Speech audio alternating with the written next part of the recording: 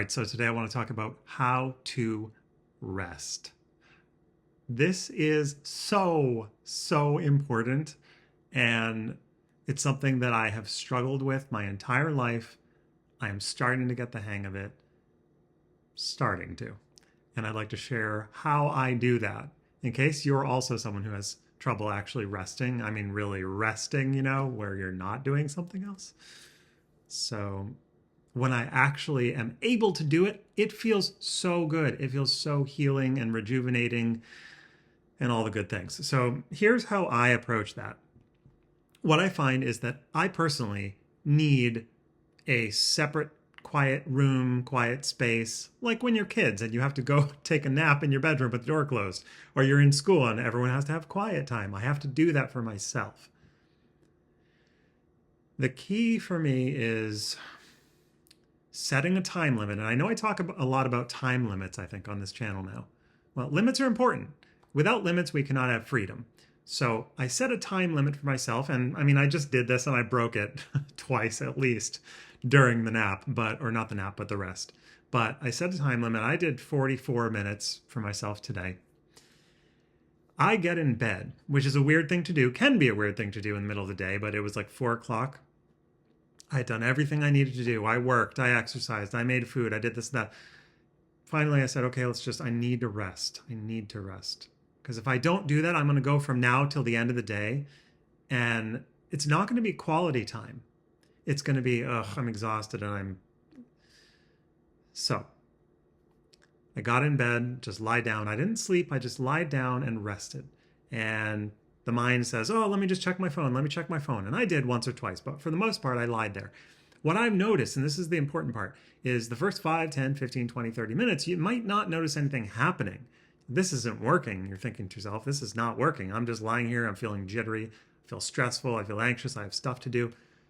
Then, maybe it's like minute 37, something just unlocks. And maybe for you, it's much faster than that. I think I'm more high strung than most people. But like 37 minutes in, oh, wow, something unlocks. Now, here's why I think this works.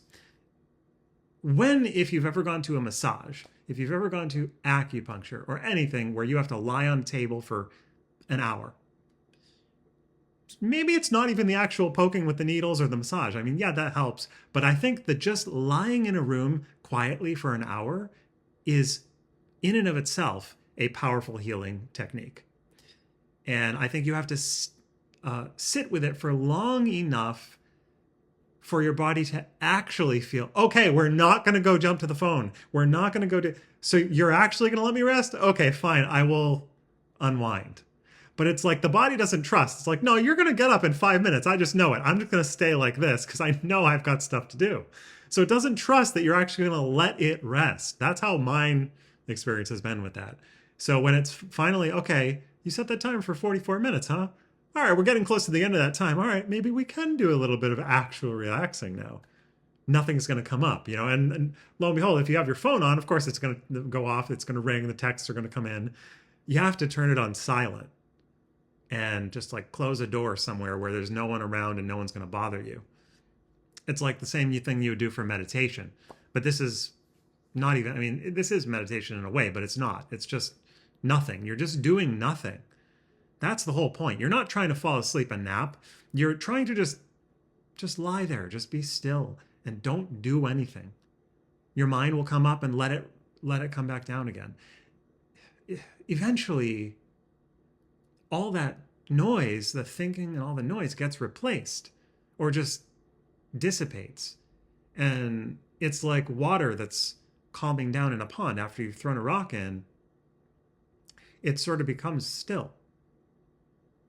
It starts to feel really different and like, I don't want to explain it any more than that. I don't want to tell you what it's going to feel like for you, but if you can manage to do what I'm suggesting here, I feel like it's worth a shot. And every time that I get on a roll where I'll start resting after a couple days, I start feeling a lot better.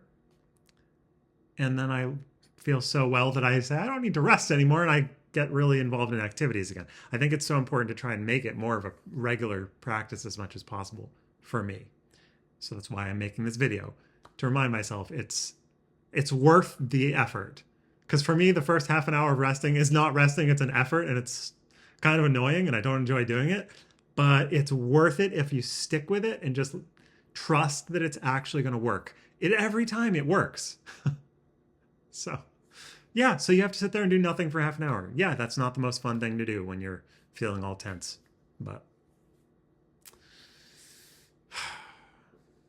stick with it, my friend. I promise you it's going to help. It is helping. It's helping.